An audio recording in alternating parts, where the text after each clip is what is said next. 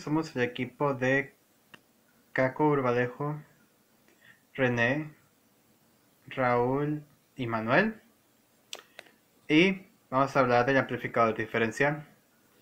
El amplificador diferencial, como podemos notar, consta de 4 resistencias R1, R2, R3 y R4 y 2 entradas de voltaje con una retronegativa. Para trabajar el amplificador en esta forma, nosotros usaremos una suposición: R1 y R3 son iguales y R2 y R4 también son iguales, lo cual nos dejaría con esta y esta iguales y esta iguales. Si hacemos el primer paso de la superposición, vamos a notar rápidamente que si cerramos, en este caso yo analicé el nodo positivo primero, esta cosa tierra, el voltaje 1, obtendremos primariamente una configuración no inversora de amplificador. Por lo tanto, se analiza como un amplificador no inversor. Sin embargo, el amplificador no inversor, si bien la salida es igual a la resistencia 2 entre la resistencia 1 más 1 multiplicado por la entrada, de 2 en este caso, es cierto que la entrada no consta de una sola resistencia, consta de estas dos. Por lo tanto, tenemos que identificar el voltaje en el nodo X para poder continuar. Entonces, identificando el voltaje en nodo X, y notamos las características básicas del OP-AMP, no hay corriente, por lo tanto hacemos un divisor de voltaje y nos queda que voltaje 2 por la resistencia 2 entre la suma de las resistencias, porque es donde buscamos el punto. Ahora sí, lo importante, el OP-AMP está en configuración no inversora, donde la corriente 1 y la corriente 2 pues básicamente son iguales, ¿no? Porque hay retronegativa. Entonces, si hacemos el pequeño cálculo, vamos a notar nosotros que voltaje 2 menos 0 entre resistencia 1, que sería esta, porque es lo mismo, nos va a quedar la primera parte. Para la segunda, la corriente 1, no sé acá, tendríamos que sería el voltaje de entrada menos voltaje 2 entre resistencia 2 para obtener lo que vendría siendo este espacio. Si lo igualamos, ahora sí, vamos a tener lo siguiente: voltaje O menos voltaje 2, resistencia 2. Y esto nos va a quedar muy simple. Lo que podemos hacer nosotros es pasar multiplicando de ambos lados, tal cual. Y después vamos a seguir separando BO para poder obtenerlo. ¿Okay? Entonces, una vez que estén separados ambos lados, aquí me va a quedar BO por resistencia 1 va a ser igual voltaje 2 por resistencia 2 más voltaje 2 por resistencia 1. Entonces, separando nos va a quedar un voltaje 2 por, que es factor común de R2 más R1 entre R1, donde nos va a quedar finalmente, si pasamos de voltaje 2 para este lado, voltaje 2 entre voltaje de salida entre voltaje 2 es igual a resistencia 2 entre resistencia 1 más 1.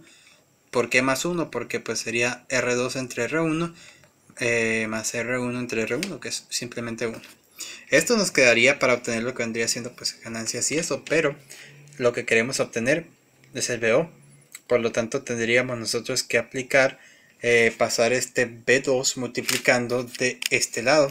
Por lo tanto, el voltaje en el nodo plus o positivo sería resistencia 2 entre resistencia 1 más 1 multiplicado por el voltaje 2, que equivale al voltaje en X. Y lo pasaremos directamente de esta manera. Si lo notamos, nosotros vamos a tener factores aquí, R2, R1 más 1, que van a multiplicar a todo esto, B2. Al hacer la simplificación directamente nos va a quedar que R2 entre R1 multiplicado por B2 es nuestra PO en E+, siguiendo por código de álgebra básica, ¿no? Siguiente paso sería la ecuación en el nodo negativo, es decir, en este nodo, cuando se apaga la fuente B2. Si lo notamos, en este caso nos va a quedar una configuración inversora, al contrario directamente de la anterior, por supuesto.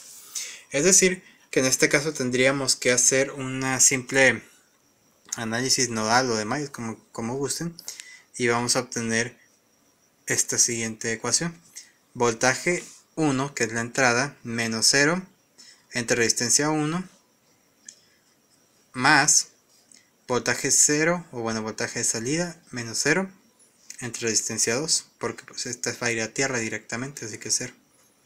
Entonces podemos separar BO para poder tenerlo de un lado y hacer la igualación.